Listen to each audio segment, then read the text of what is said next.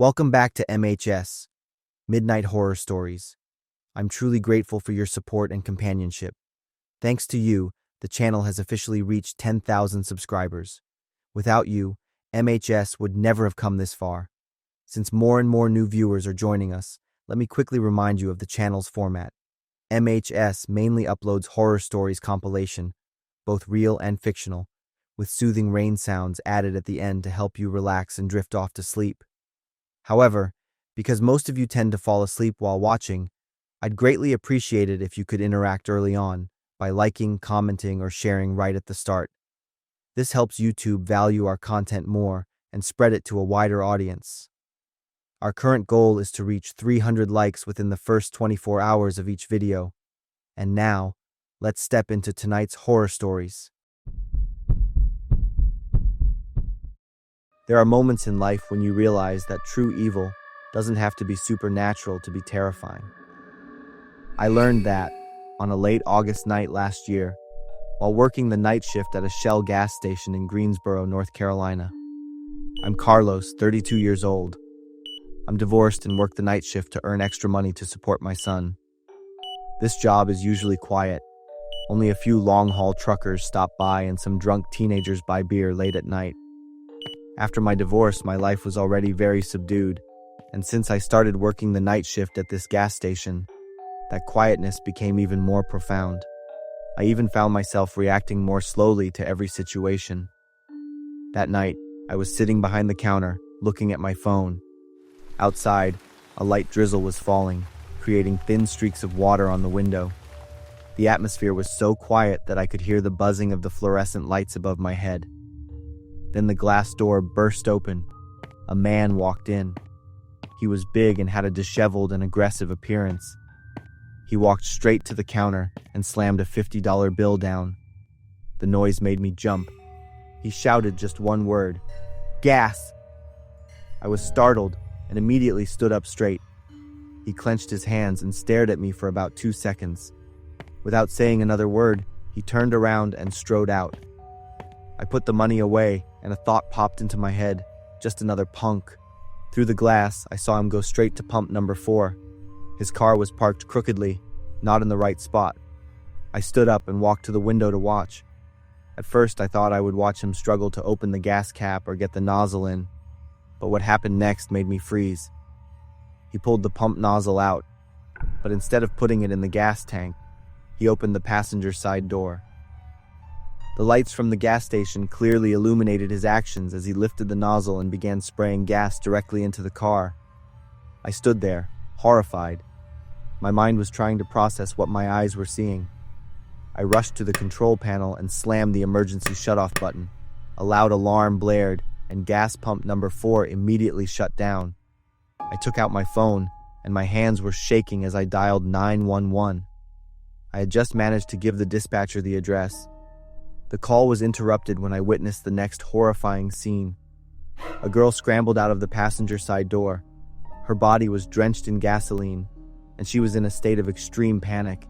She was screaming as she ran toward the highway, each step leaving gasoline trails on the ground. "I need police now. He's doused a girl in gasoline," I yelled into the phone. The next second, the man roared like a wild animal. I quickly threw my phone down and ran to the main door to watch. He threw the pump nozzle down and ran after the girl. Although he was big, he ran terrifyingly fast. In just a few seconds, he caught up to her. The scene in front of me will haunt me for the rest of my life. The man repeatedly kicked the girl brutally. The girl curled up on the ground, trying to shield herself with her small hands. Every kick made me shiver. I couldn't just stand there anymore. I was sure I was no match for that giant of a man. But I had to at least stall him until the police arrived. Otherwise, he would crush that girl. "Stop!" I ran out and yelled, but my voice was weak against his rage. He turned to look at me, his eyes red with hatred. "This bitch is cheating, she's playing me, and I'm gonna let her play with fire," he roared. My heart was pounding in my chest. The smell of gasoline was strong, and just a tiny spark would make this girl ignite instantly like a fireball. I talked to him, trying to reason with him. I tried to make my voice sound calm.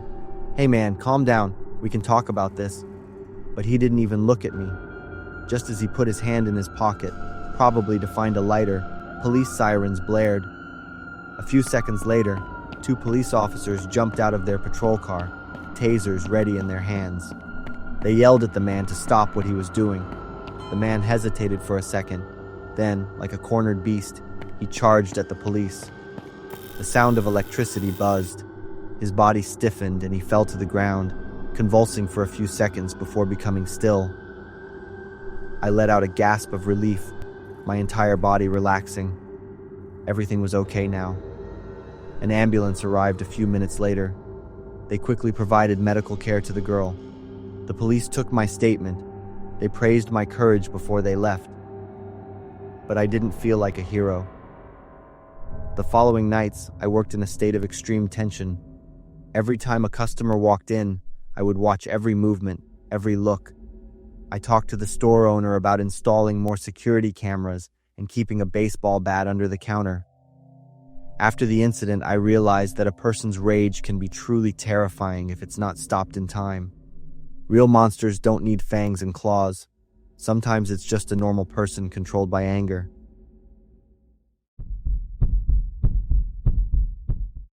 It's been a few years, but I still can't forget what I saw on the security camera that morning. The image of the back door of the gas station slowly opening, but no one walking out. I'm Megan, 32 years old. I work the morning shift at an old gas station in a small town in Montana. It's pretty remote, with just a few gas pumps, a small convenience store, and a gravel parking lot in the back. I would arrive at 6 a.m. to take over for the night shift employee, a woman named Dora. The stillness of this place, especially before the sun was fully up, always made me feel a little uneasy. It was a morning in autumn. I arrived at the gas station about 10 minutes earlier than usual. When I walked into the convenience store, a middle-aged man was standing at the counter, his hands in his pockets, looking a little grumpy. The counter was empty. I guess this customer had been waiting for a while and was getting annoyed. "Dora?" I called out loudly, but there was no answer.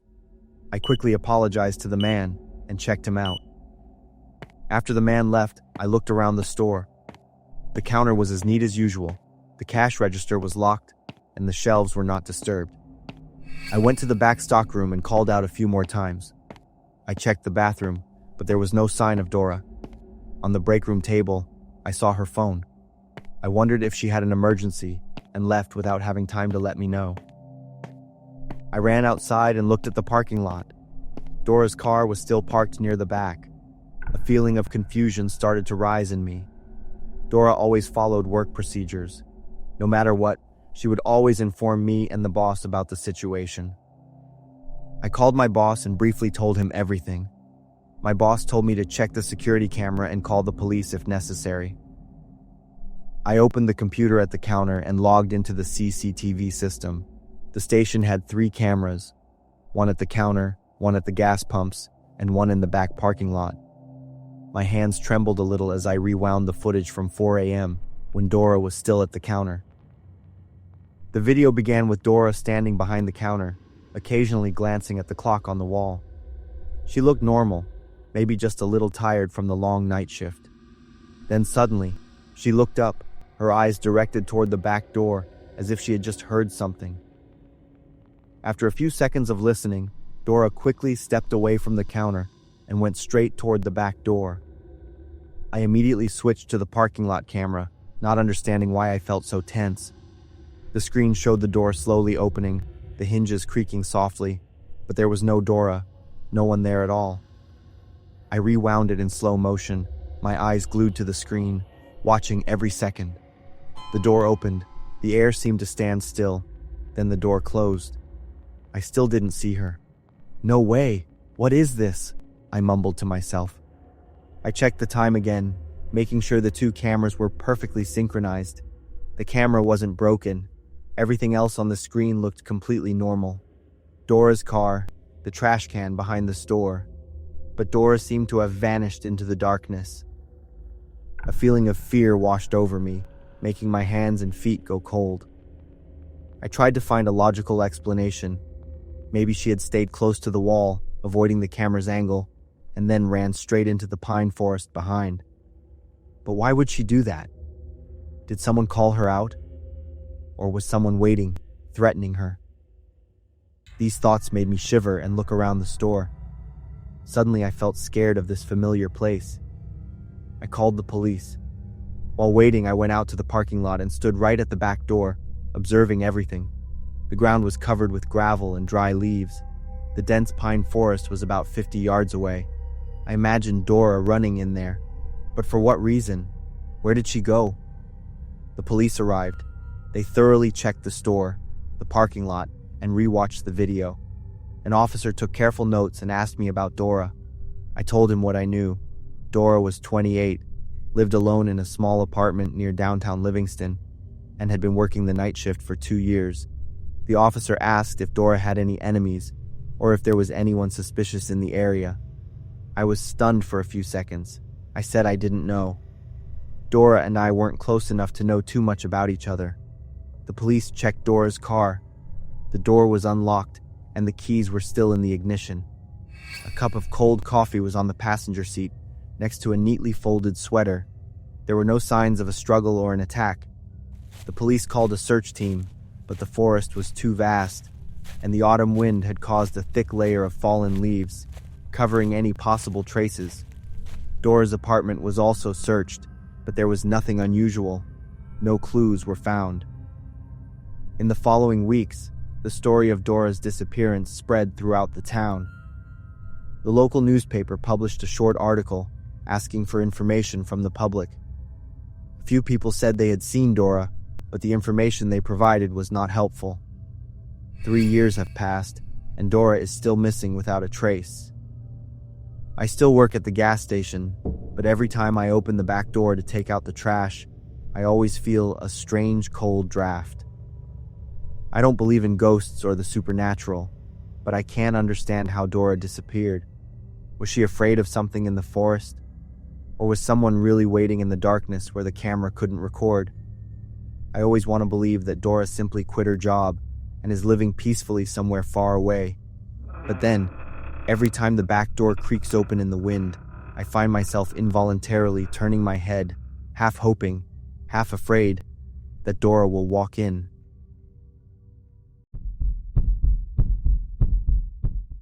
It all started when I was 17. That's when I got my first job working the night shift at a gas station. My parents weren't thrilled about me working late, but I was determined to help them with part of my college tuition. The gas station where I worked was lonely, like an island in the endless cornfields of Ohio. At night, the dim light only lit up a small corner, and the rest was shrouded in darkness. The thing I feared most was also the last task before the end of my shift, taking out the trash. The big dumpster was in the back corner of the parking lot, where the light didn't reach. Every time I walked out there, I would imagine someone was hiding among the trash bags or in the darkness, ready to grab me. I tried to convince myself to let go of those crazy thoughts, but I couldn't. Every time I went to take out the trash, I would perform a small ritual of my own. I'd turn on my flashlight, look around carefully, and then run quickly to the dumpster, throw the bag in, and immediately go back inside. I still remember that shift.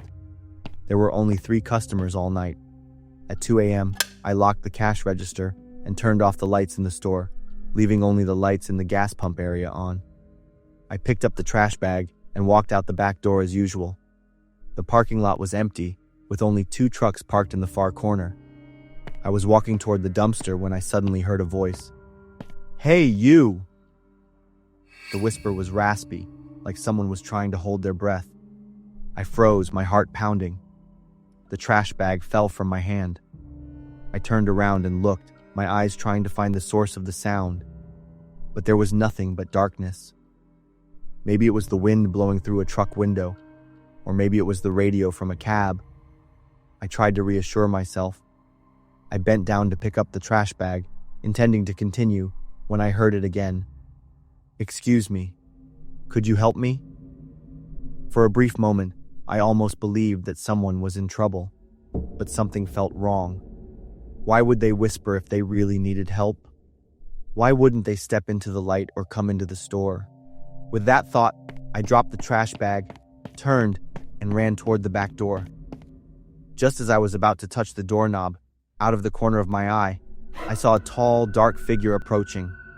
Luckily, I made it inside the store, slammed the door shut, and with trembling hands, I turned the lock and engaged the deadbolt.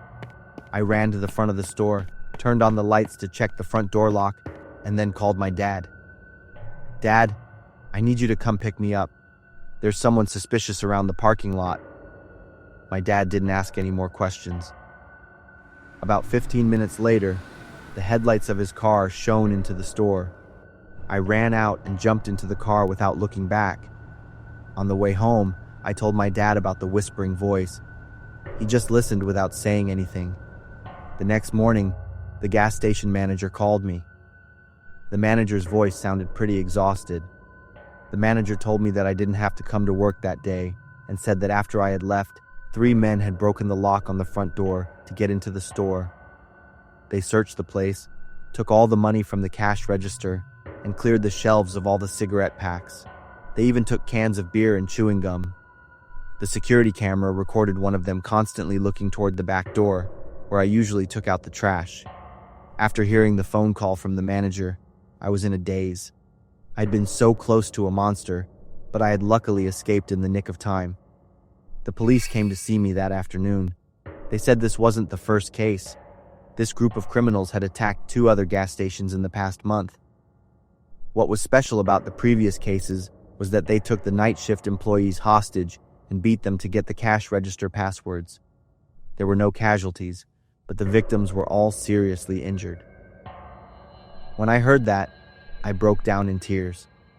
I was truly lucky to be here, in one piece, to tell the police everything. I quit my night job after that. My parents were very happy with that decision. In the years since, every time I think back to that terrifying night, I still get shivers thinking about how I had a close call with death. The vigilance and fear that I once thought were crazy had actually saved my life. I'm Maria, third-year student major in accounting from the University of Brigham Young. I have a boyfriend named Jonathan. He's 5 years my senior, having a steady and stable job and income. We had been together for 2 years now, and Johnny had always been the one caring for me. But there's always rainy days. There will be discord between us. This was unavoidable for every relationship. For our 2-year anniversary, because Johnny's schedule was pretty busy, we decided to have a movie night out, since it'd give us breathing room. Of course, every movie theater always had special discount programs for couples' anniversaries. We obviously were going to pick the double seats so we could see the movies best. We're going to watch a romantic drama one.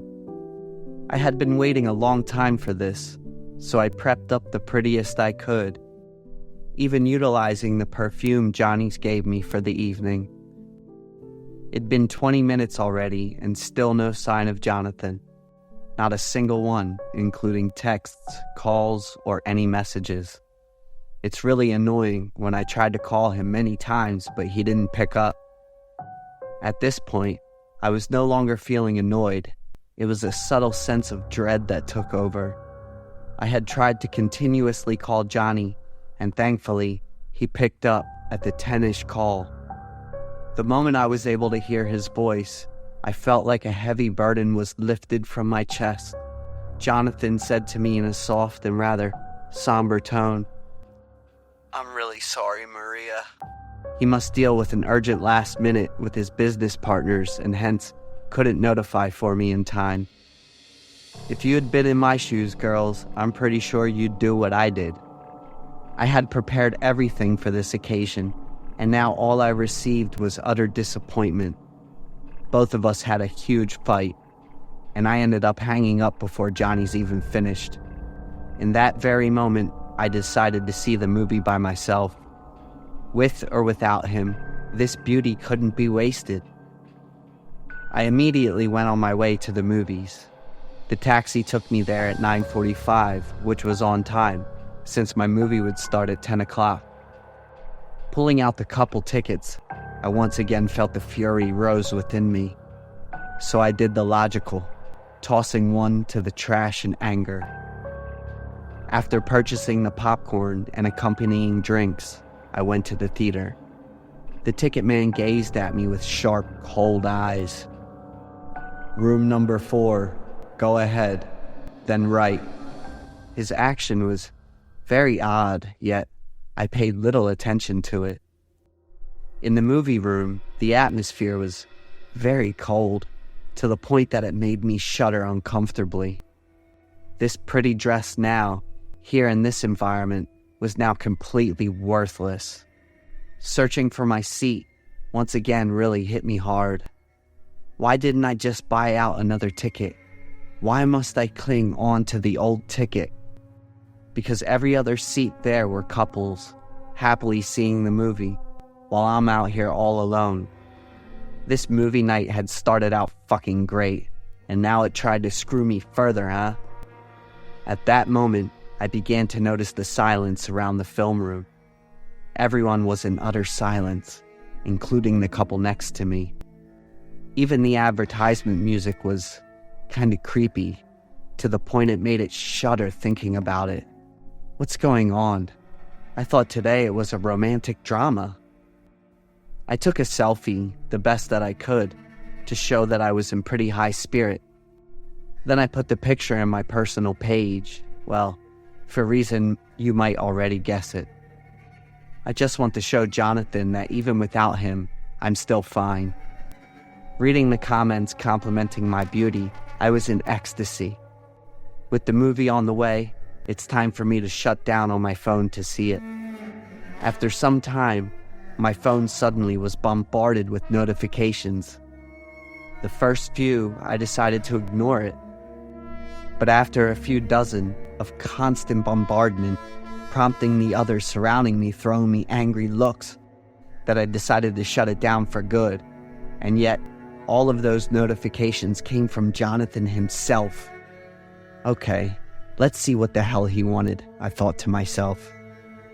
He was in a very interrogative mood to me today, constantly asking me on who I am seeing the movie with. That's odd, but I replied back to him that I was seeing the movie alone. Johnny immediately sent me the picture I just took. Looking closely behind it, there was obviously a man who I didn't know, turning his face away. The action I took would feel like I was leaning my head onto his shoulder. But I swore to God, behind me at that time, there was absolutely nobody. I swiftly turned my back, only to see nobody there, just two women who's sitting there on their own. But I noticed that there was a half-consumed popcorn and drinks. It seemed to be someone there, and that person had left. There was a very familiar scent in the air. It seemed to be perfume. Yet I couldn't recall what familiar about this. Once again, the phone rang again. It was still Jonathan, angrily demanding to know where I was, interrogatively. I tried to explain everything, but he didn't seem to buy it. Fine, then go away with your mistrust, you jerk, I thought, turning my phone off to go back to the movies, which I had missed a few minutes and now didn't know where it was going. How annoying. Suddenly, I could now hear the sounds behind me, as if someone's sitting right on it. Should I turn around to see who was? And was that the man in the picture? I felt kind of rude doing so, yet I also felt curious and an urge to confirm everything. While there was a battle inside my head, I could feel the heavy breathing on the back of my head. The breathing came closer and closer, to the point it was right there on my ear, and I could smell the familiar perfume more clearly than ever. So I tried to conceal myself with a half gaze on the corner of my eyes, disguised by me combing my hair. It was again the empty seat. The popcorn and soft drinks remained where it was earlier. Okay, this is odd, I thought to myself, completely lost all concentration to the movie at hand. The constant ringing from Jonathan I left vacant too. It was until I saw the smirking from the two women behind me that it snapped me back to reality. In the dimly lit environment, they stared at me and smirked creepily. The music didn't aid in the environment at all. The rumbling drums seemed to jerk my heart off my chest. Returning to my seat, I couldn't think anything clearly. All I could feel was my heart beating heavily in my chest. Sensing the gaze from the couple next to me, I slowly glanced toward them. What greeted me knocked me off completely. It wasn't the surprised curiosity I was expecting. Same as the two women earlier, they stared at me with their creepy smiles. I frantically threw my eyes to the big screen, completely lost my nerve. The scene showing two characters lovingly looking at one another. And then suddenly, the man lifted up a creepy smile, to the horror of the woman. Just like me, right now, if I could see myself in the mirror. The man swiftly turned into a creepy demon and jumped toward the woman, with blood flying everywhere. I yelped helplessly, stood up frantically, looking for a way out. This isn't real. I need to get out of here. I darted to the exit with all my strength. And now the beautiful dress was killing me there. It was overly long and tight and restricted every move that I made. The exit door had been closed shut, and all my attempts at pulling or pushing were for naught. All I could do was frustratingly slapping on the door and cry. Never in my life that I felt that helpless and terror. Leaning my back at the door, I looked at my back. Everyone had disappeared, and the movie room was completely empty. What's going on here? Did I stumble into another world? The movie room suddenly flashed up its light with a lot of balloons and pink. The screen now showed the pictures I took together with Johnny a few days ago. Wait, what? What's going on? Jonathan came from the other side, hands holding a rose bundle and a smirk at my miserable state. The people in the room earlier were now his entourage. They all clapped their hands, congratulated us being together. So it's you behind me, isn't it? That's correct, ma'am. And I thought I was busted when you smelled the cologne. How scatterbrained I was. This cologne was my birthday gift to him 3 months earlier. How could I forget that? And for that forgetfulness, would you like to be chained with me for life, Maria? And that went his uniquely creepy way of proposal. To be honest, I was torn between extremes of emotion at that point, yet I accepted. Our wedding would come soon, later this year. However, his proposal left me permanently in fear of darkness. And I'm not sure if I could go to the cinema the way I used to do it anymore.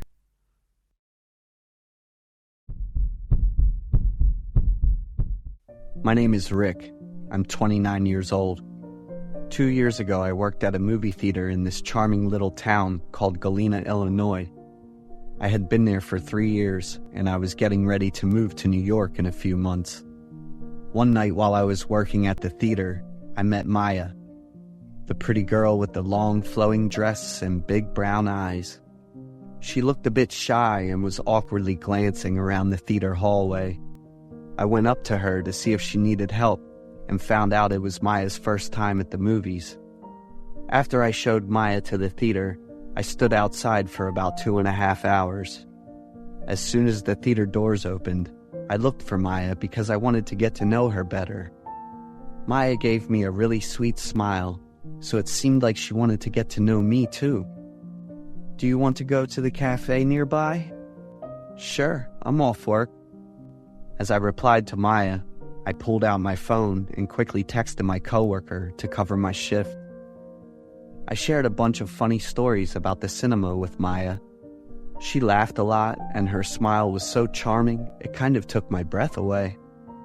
I noticed that Maya was pretty quiet. She mostly just listened and observed. At 10 p.m., Maya quickly said goodbye and took off. I grabbed her hand and gave Maya a movie to take with her. I hope you come to the cinema more often. I hope we will meet again." My face turned red after saying that. Maya looked at me, smiled, and then left without saying anything. A week later, Maya still hadn't come to the cinema. I kicked myself for not asking for her contact info. Maya's image kept popping into my head. I think I fell for her the moment we first met. One morning, when I showed up at the cinema to start work, Maya was standing there. Her face looked pale and tired, with red, swollen eyes. It seemed like she'd been crying a lot. Still wearing the same dress from that day, Maya was holding the tape I gave her with both hands. I ran over, and before I could even ask, Maya hugged me and started crying. After Maya calmed down, she told me about what was going on with her family. Maya was the only child in the family. They had a small farm, and Maya took care of everything on her own. Her mom was really controlling, and her dad was seriously ill and couldn't walk. That night, after finishing work outside, I didn't go home. I went straight to the cinema. And my mom found out. She was really mad and locked me in. Maya had a few purple marks on her wrists. I asked her about them, but she quickly pulled her hand away, looking pretty panicked. Maya asked me to hang out with her because she didn't want to be alone at the moment. I took a day off right away, ran to the nearest clothing store, and got Maya a new outfit. That beautiful smile came back, and we strolled around the street together like a happy couple. Out of nowhere, two tall, intimidating guys came walking toward us. "Got a new boyfriend, Gina?" The tattooed guy glanced at Maya and gave her a smile. "Last night was awesome, wasn't it?" The two guys exchanged looks and laughed. Maya was really confused. She grabbed my hand and pulled me away. Once we'd put some distance, Maya looked at me and quickly explained that they had the wrong person. She had never hung out with people like that. I believed Maya. Her confusion was kind of endearing. I took Maya home, and she ended up sharing a lot with me. Maya dreams of becoming a professional dancer and wants to leave the farm in this town to make the dream a reality. I asked her to come with me to New York so we could start a new life and she could chase her dream. Maya smiled, and we had sex on her lead. The next morning, I offered to give Maya a ride home. It took about 30 minutes to drive from my place to Maya's house. It's a small house in the middle of a farm. The inside of the house was pretty messy. Noticing my surprise, Maya said it might be because of the two dogs her family had. Maya suddenly grabbed my hand and said, "I have something to show you. Come to my room." The hallway was pretty dark, and as we walked past the room, a nasty smell hit us. Maya said the mess was also from the two dogs, and that her mom definitely hadn't cleaned up carefully. Maya quickly pulled me toward the room at the end of the hallway. This was Maya's room, and it had a pretty simple and old setup. At that moment, Maya seemed like a different person. There was a weird smile. Her eyes showed she was bracing for trouble, and she kept pacing back and forth. Maya suddenly pounced on me, leaving me confused. Then I heard a small but noticeable scream. "Gina!" Before I could even react, Maya went back to being her usual self. She grabbed my hand and said she wanted to take me to the farm to introduce me to the little friends she was taking care of. I asked about the scream I just heard, but Maya just kept pulling me along and vaguely said there was no scream. Maya's family farm had animals like chickens, crows, and pigs, but there weren't very many of them. "Where are your two dogs? What are their names?" "I don't have dogs." Maya's answer made both of us freeze. Maya avoided my look and walked away. I ran after her, feeling anxious and confused, and bombarded Maya with questions. I ran after her, and suddenly she grabbed a shovel, glared at me, and charged over. I tried to run, but Maya managed to hit me hard on the right hand. The pain was sharp, and I heard a cracking sound. I was pretty sure my shoulder blade was broken. I fell down, then another shovel hit me, while Maya's eerie laughter echoed around. I kicked her leg, and Maya fell down. Seizing the chance, I used my legs to pin her down. I only had my left hand free, so I fumbled with my phone in my pocket, pressing the call button to dial the police. Maya got up, grabbed my phone, and threw it away. My headache was making me dizzy, so at that point, all I could do was run. The animals on the farm got scared and started running in all directions. At one point, I almost ran right into a bull. I fell down, and at that moment, Maya's image looked like a tiger contentedly enjoying a meal after a long hunt. She was about to get revenge on me with a fatal blow, but thankfully, the police arrived just in time. Maya was restrained by 2 male police officers, while I was treated by 2 paramedics. I told the police about the smell and the screams. After searching the house, they found a man in a wheelchair, gasping for breath.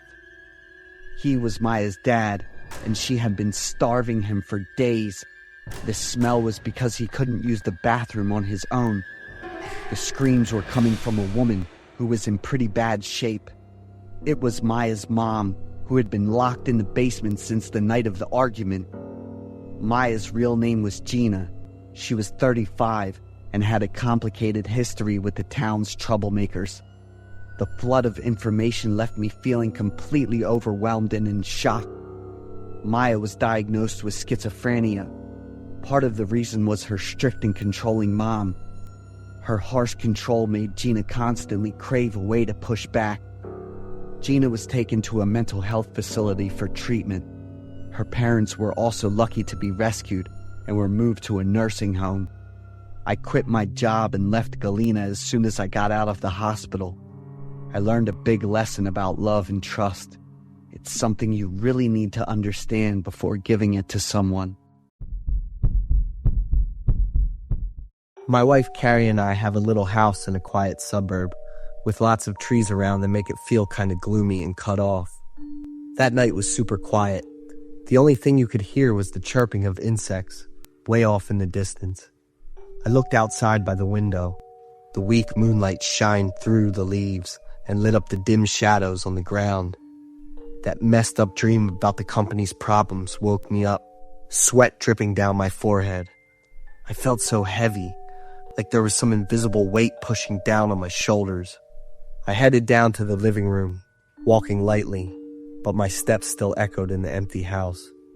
When I opened the fridge to grab a beer, I felt this chill in the hallway. Not just from the air, but from this weird, uneasy vibe. I sat down on the couch and turned on the dim reading light. The pale yellow glow hit the wall, making these wavy shadows that looked like they were dancing. I tried to focus on the page, but my mind kept wandering back to the stuff going on with the company. Suddenly, all the lights went out, and the house was totally dark. The sound of leaves rustling in the wind startled me, and my heart started pounding. A cold breeze brushed the back of my neck, and it felt like the house suddenly wasn't familiar anymore. I tried to figure out what happened, and just focused on staying calm. Power outages weren't rare where we lived, but this time, something felt off and made me uneasy. I decided to step outside and see what was going on around me. The cold night wind hit my skin, making me shiver. I noticed the neighbor's house across the street was still lit up, so it was clear that only my house had an electrical issue. But when I turned around to go back in, the front door was locked. I tried turning the doorknob, but no luck. I walked around the house, and that uneasy feeling just kept getting worse. I looked through the window next to me and freaked out when I saw 2 figures moving inside the house. The chubby figure was bent over, checking the drawer, while the tall, skinny one was going through the bookshelf. I caught a glimpse of something shiny in one of the thieves' hands. A gun. My heart stopped for a second, then started pounding so hard I thought it was gonna burst. I quickly came up with a plan to run over to the neighbor's house and ask them to call the police. But then I remembered my wife was still inside. My whole body went stiff, and a cold shiver ran down my spine, making it feel like I was frozen in place. Worried thoughts were swirling in my head, all jumbled and unfocused. Then I thought about my wife and just wanted to rush in to protect her. But the fear of getting caught and facing the gun kept me from moving. I turned around and ran straight to the bedroom window. I knocked on the glass for the third time, and my wife woke up, looking all sleepy, then got panicked and surprised when she saw me outside the window. My voice was urgent, and there was fear and determination in every word, as I told her to hide in the closet and stay totally quiet. My wife nodded and quickly did what I said without saying a word.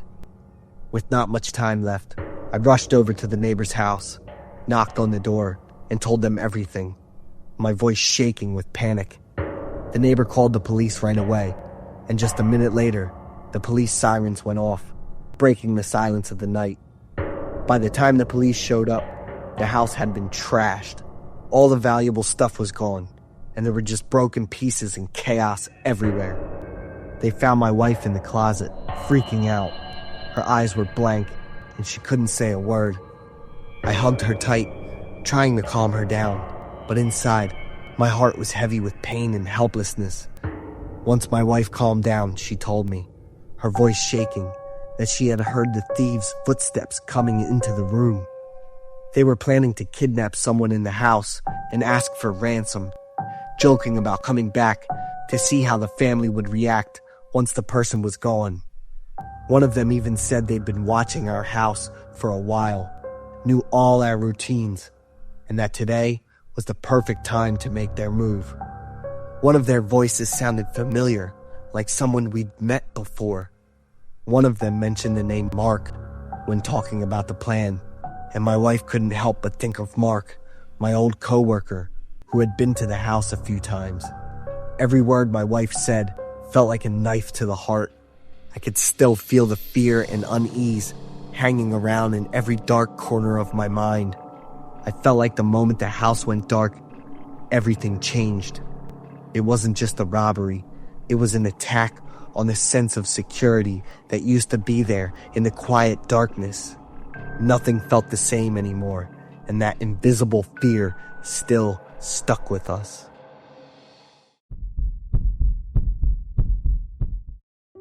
I'm Sophia, 33 years old. My husband is Liam, 34 years old. My husband and I live in New York.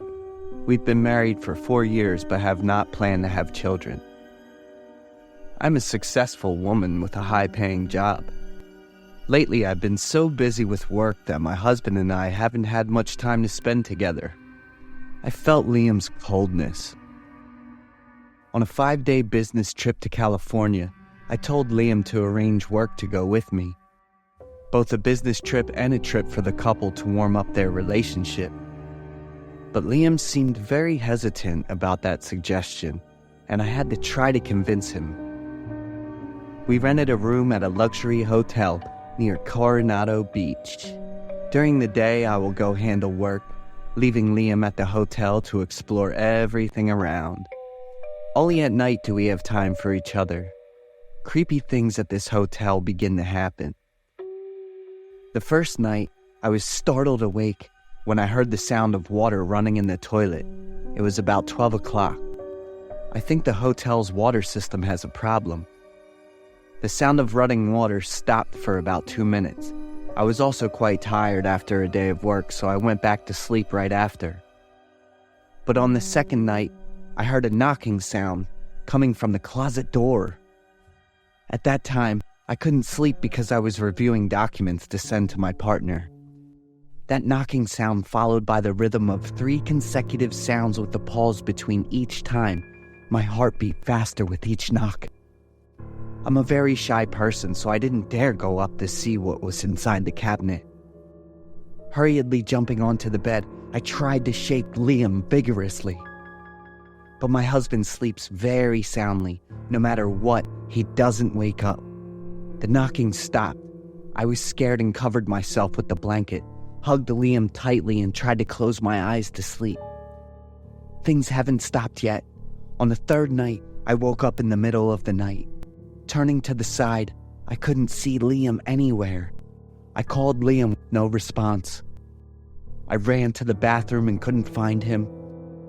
I was scared and turned on all the lights in the room. I picked up the phone and called Liam many times, but the phone said it couldn't be reached. The clock showed it was after 2 a.m. Checking that Liam's room card and shoes were still there, I panicked. I didn't dare sleep alone in the room anymore. I quickly ran down to the reception hall to sit. Unable to sleep all night, I went up to my room feeling tired and exhausted at 7 a.m.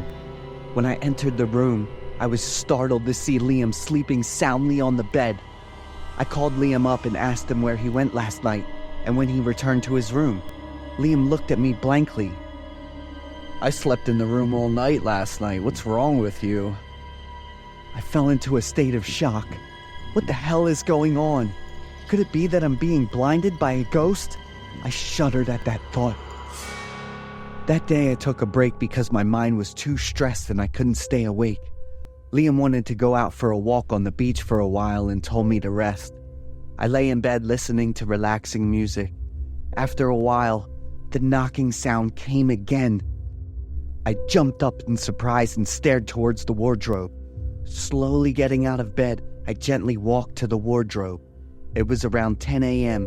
I was no longer afraid, but instead felt angry. I wanted to see what the hell was haunting me these past few nights. I opened the closet door really hard, but inside were just 2 bathrobes and nothing else. I was bewildered, not understanding what was going on when the knocking sounded again. It comes from the left corner of the cabinet. I reached out and gently pushed the corner of the cabinet. The wooden panel opened up to another quite large space. I was startled and screamed loudly when I saw someone, and the people inside were also startled and screamed loudly when they saw me. After calming down, I asked that person to step out. It was a young girl with a hot body and a very thin nightgown. She tried to run away but was immediately controlled by me. I called and told Liam to go to his room immediately. I tried to stay as calm as possible when listening to the explanations from my bad husband. The other girl has been his lover for nearly 3 months, traveling with his wife, but he insisted on taking her with him. The sound of running water that first night was because she couldn't hold it in anymore and decided to use the bathroom. The rhythmic tapping sound coming from the closet is their sign when calling each other. The night Liam disappeared was to crawl into the closet to sleep with his lover. Returning home, I immediately filed for divorce. The lawsuit and evidence of adultery, asking Liam for a large amount of compensation, making him miserable. I have to thank the hotel with its unique design for helping me recognize Liam's deceitful face.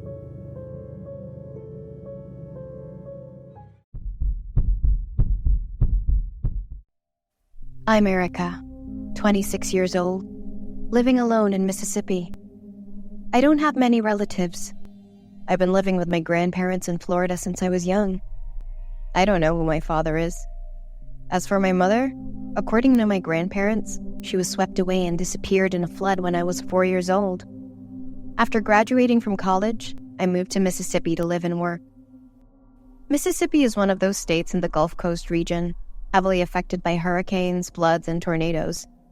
Every year, the government evacuates us to safer areas during disasters. The people here are accustomed to and quite experienced with this. Nevertheless, like everyone else living here, I love the land of Mississippi. 5 years ago, also during a relocation due to a natural disaster, the horrifying story happened, and now looking back, I still feel chills running down my spine. In February 2019, a serious flood occurred in the southern and central regions of Mississippi. There was a significant amount of rainfall, causing millions of dollars in damage and displacing over 15,000 people. My neighbors and I were among them. We were moved to an elementary school where there should be enough sleeping space for the overwhelming number of people. Upon arriving at the temporary shelter area, I called my grandparents to reassure them. We were informed that we would be here for about a week to ensure the flood would subside completely. We were no strangers to relocations like this anymore. People adapted quite easily and quickly. Each person would be provided with personal items, necessary food, and a sleeping bag. The sleeping bag was the horrifying nightmare for me after that relocation. Until now, I'm afraid of all the big zipper locking bags. After dinner and personal hygiene, we went to the classrooms to rest. I remember each classroom could accommodate a maximum of 20 people. I found a suitable spot for myself and lay down. I usually read before going to sleep. Luckily, I managed to bring the book I was reading before the relocation. Lying down reading for a while, I noticed a strange woman in the room. She was quite small, with disheveled clothes and a panicked look on her face. She kept pacing around the room, mumbling incessantly, clutching the sleeping bag tightly. I didn't pay much attention to her, continuing to read my book. After a while, when everyone had fallen asleep, I looked at my phone. It was almost midnight. I also marked my page and prepared to go to sleep. Just as I closed my eyes, I heard murmurs from someone. Despite trying to ignore it, it was very clear and close to me. I pulled the sleeping bag down and turned around. My heart seemed to stop for a few seconds. Right in front of me was the face of that woman. She had wide open eyes, staring at me and sporting a sinister smile. Her breath smelled terribly, like a corpse. Reflexively, I sat up, yelled loudly while moving back. Some people who hadn't fallen asleep heard my loud scream and immediately got up to check the situation. The room lights were turned on, and the neighbor asked me what had happened. Terrified, I pointed towards the woman, saying she was very creepy and smelled awful. But looking back, lying asleep in the sleeping bag was an old lady. I stared at her in amazement.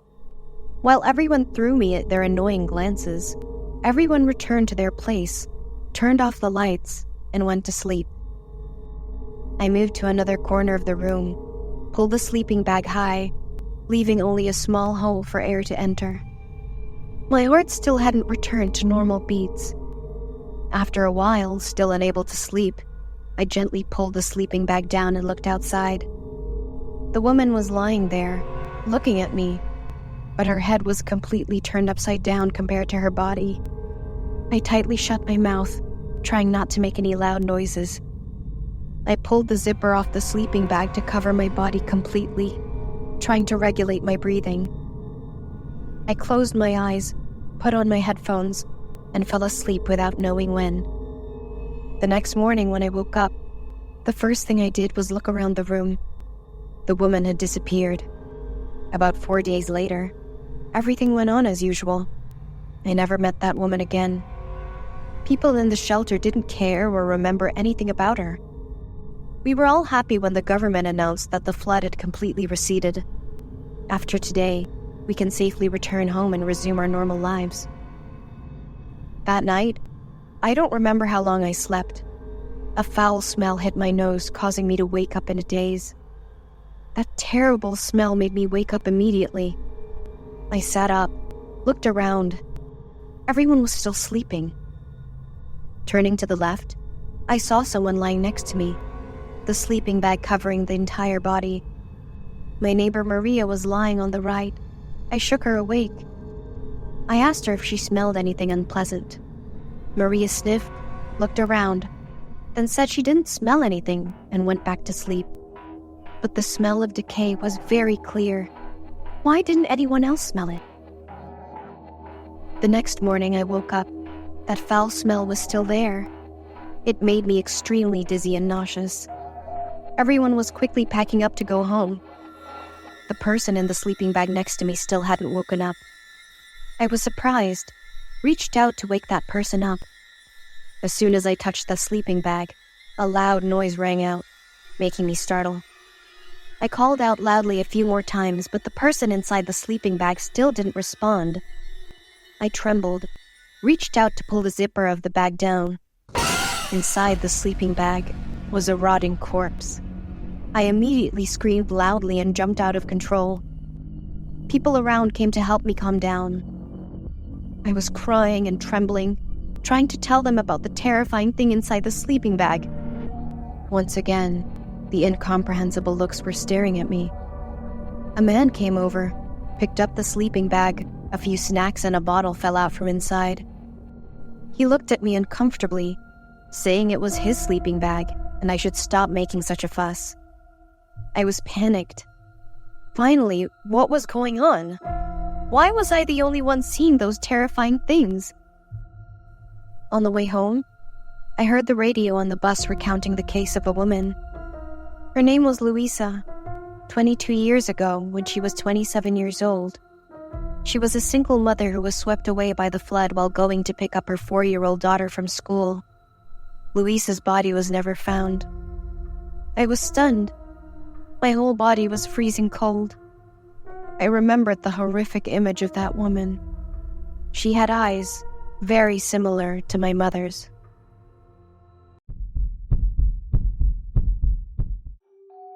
So, this story I'm about to tell you, I've never forgotten it, even after all these years. I'm Erica, and this scary thing happened to me when I was 10. I was super scared of dogs, not the cute, fluffy ones you see on Instagram, more like pit bulls, labs, goldens, and dogs like that. They were huge and probably weighed like twice as much as me back then. I was just this skinny little girl. Their eyes were so intense it felt like they could see right through you. My fear wasn't something you could just laugh off. It was deep, paralyzing, so terrifying that it made my skin crawl and my body freeze up. Every time I saw a big dog, my breath would catch and my vision would go blurry.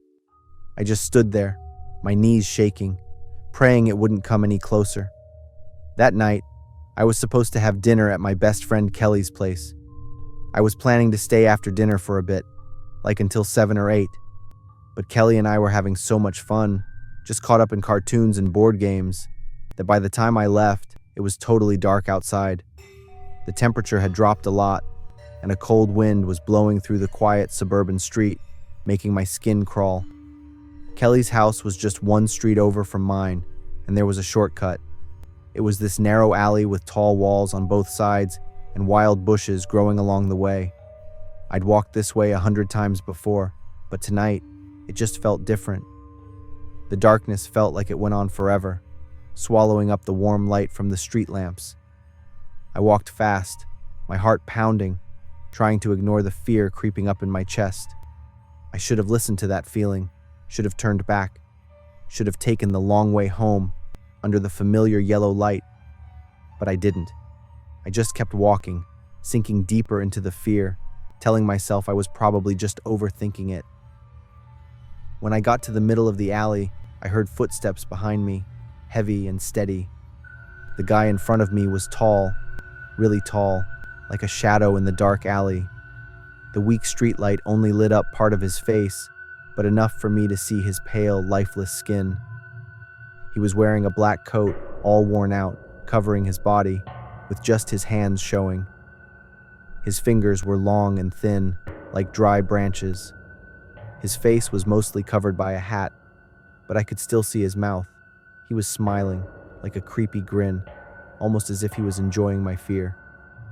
My stomach dropped, and I remember feeling like my legs were stuck to the ground, with every part of me screaming to run. In front of me was this tall figure, barely lit, getting closer with each step, and the sound was echoing off the walls of the narrow alley. Panic hit me. I tried to scream, but my throat was tight, and no sound would come out. I couldn't move. My whole body was shaking as the guy got closer, and his hand just barely touched my shoulder. I can still remember how cold his fingers felt, and how my skin just prickled with pure fear. It's dangerous to be out here alone at night, little girl. You'll run into pervs, kidnappers, like me. He laughed, loud and creepy. My legs went weak, and I just started crying, my heart hurting so bad. I felt like I was facing a monster, not a person. My whole body was shaking, my limbs felt numb, but I couldn't look away from him. The creep grabbed both my hands and yanked me closer to him. Before I could even react, he leaned in close to my ear, gritted his teeth, and told me if I still wanted to go home, I couldn't make a sound. A 10-year-old girl back then could only bite her lips and nod, trying to be quiet. Then I heard a loud roar, like it came from deep inside. I looked around to see where the sound came from, and there they were. Two big dogs right at the entrance of the alley. They were feral dogs, fur all messy, ribs showing under their skin. I was facing two horrors at once, and it felt like my mind and heart were going to explode from all the pressure. The dogs' eyes were locked on me and the guy, their lips pulled back, showing off sharp, shiny teeth. Did they think their territory was being invaded or something? They moved fast, and before I knew it, they were on the guy. He screamed, this high-pitched, freaked-out scream, and started backing away, trying to shove them off. The dogs wouldn't back off, biting and growling, and their growls just got scarier in the alley. I saw my chance. My body finally moved, and I took off running. I ran faster than I ever had, not stopping until I got to my front door. My hands were shaking so bad, it took me 3 tries to turn the doorknob. The rest was just a blur, the rushed voices of my parents, the police, the ambulance. I remember sitting in the hospital, a blanket around my shoulders, still too stunned to talk. My parents told me the dogs chased the guy off, and they probably saved my life.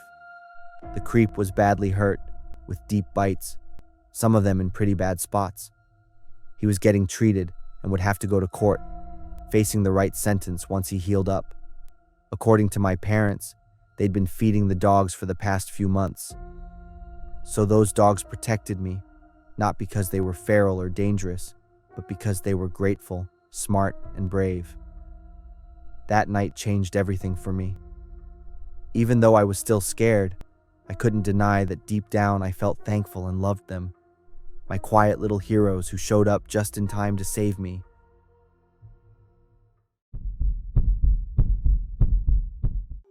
I am Evelyn, 32 years old. A light drizzle was falling on the quiet streets of Portland, streaking water down the car windows. I pulled up my coat collar and hurried toward the office building. April was colder than usual this year, and the gloomy sky made it feel like something was off. The office was buzzing with laughter this morning. Everyone was pulling pranks on each other. Someone had stuck a note on my computer screen. Password changed. Good luck. I didn't even react. April Fools had never really been my thing. A big yellow envelope showed up on my desk, no name on it, but it definitely caught my attention. I opened it. Inside was a plain white sheet of paper with just one sentence. The game has just begun. I glanced around the office, confused.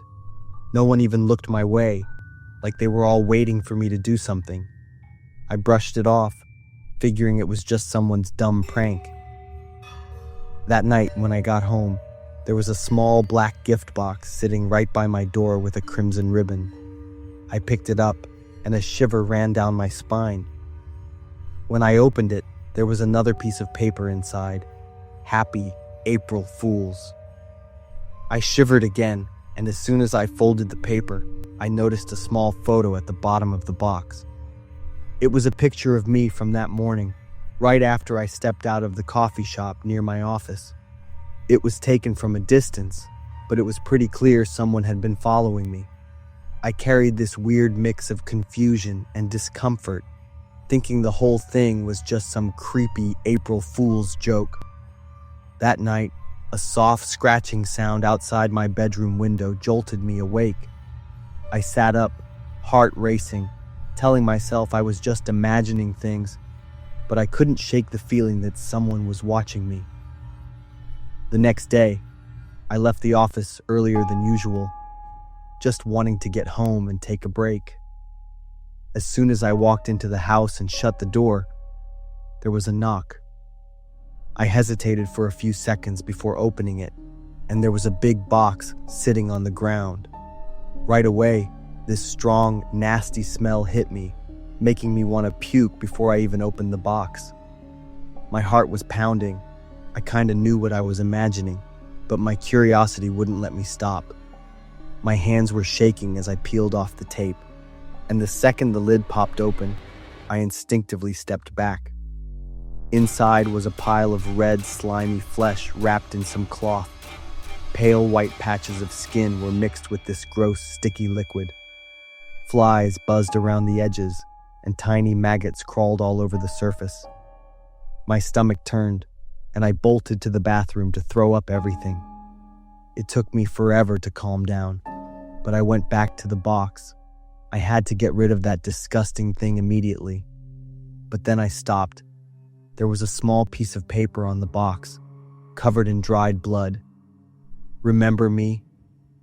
I didn't remember. My mind was a total mess, completely confused. But someone out there remembered me, clear as day. The cops showed up 10 minutes later. They checked the box, took meat samples for investigation, and searched around the house. 2 days later, the cops found out the meat in the box was bought from a local slaughterhouse. Looking at the cloth that wrapped the meat, it looked a lot like a jacket I used to have. My head was spinning, and I felt like I was losing it from this creepy prank. He had been so close to me. He snuck into my house, and there was a good chance he was still out there somewhere without me even knowing. "Have you had any recent disagreements?" a cop asked me. My mind was all over the place as I tried to dig through my memories. A few faces popped up. A former coworker who had acted out and was pretty hostile toward me before getting fired. Some weird guy I always saw at the coffee shop near my office. Every time I went, he'd be sitting in the corner like he was watching me. Who could be behind this messed up prank? The cops started investigating based on the list of suspects I gave them. They checked the security cameras near the coffee shop and saw that the weird guy had been there a bunch of times when I was there, but there was no proof he ever approached me. When they looked into him, he turned out to be just a regular delivery guy with no criminal record and no connection to what happened. Next up was my ex-coworker who got fired, Mark. After digging into his past, the cops found out he had a record for harassing women. During the interrogation, Mark didn't deny hating me after getting fired, but swore he never planned any revenge. The cops checked Mark's recent calls and activity, but found nothing linking him to what was happening to me. That made them start thinking maybe someone else was behind all this. Someone with deeper, more dangerous motives. A week later, I was living with constant anxiety. One afternoon, I got a package in the mail, a USB. I plugged it into my laptop, and there it was, a video of me sleeping, with the camera slowly getting closer and closer. The steady breathing of whoever was holding the camera started blending with the sound of my own breathing while I slept. With every passing second, my body froze up more and more. At the end of the video, the camera turned toward the window, showing the reflection of a tall, familiar figure dressed in black. I held my breath, my hands shaking as I slammed my laptop shut. But before I could even process what was happening, my phone started ringing. It was an unknown number. I hesitated for a few seconds before picking up. "Hey honey, fun little joke, huh?" His voice was deep, filled with amusement. My hand clenched around the phone. I thought of him, but there was no way. He was still supposed to be in jail.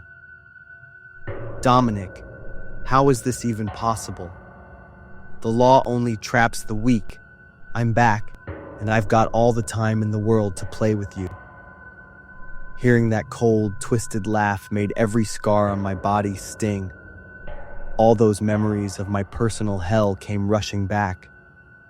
My baby with him ripped away from me by violence just before his due date. I took a deep breath, forcing down the panic rising in my chest. I had to keep him talking long enough. I swallowed hard, my eyes flicking to the corner of my laptop screen, the location tracking system the cops installed 2 days ago. The GPS was updating every second. He was so close. My hand shook as I tapped the table, a signal to the tracking team. Dominic's creepy voice echoed in my ear. "The back window. I've been in there so many times. You have no idea." My heart nearly stopped. I didn't dare turn around. I could feel his eyes on me from somewhere in the darkness. I took a deep breath. The SWAT team was in position. "Dominic, this is the last time." "Happy April, fools," I whispered. A loud bang came from the other end of the line, followed by shouting, the sound of a door being kicked down, and Dominic's panicked screams when he realized he was trapped. I hung up. The location screen flashed one last time before the signal went dead. I closed my eyes and took a deep breath. This time, he wasn't coming back.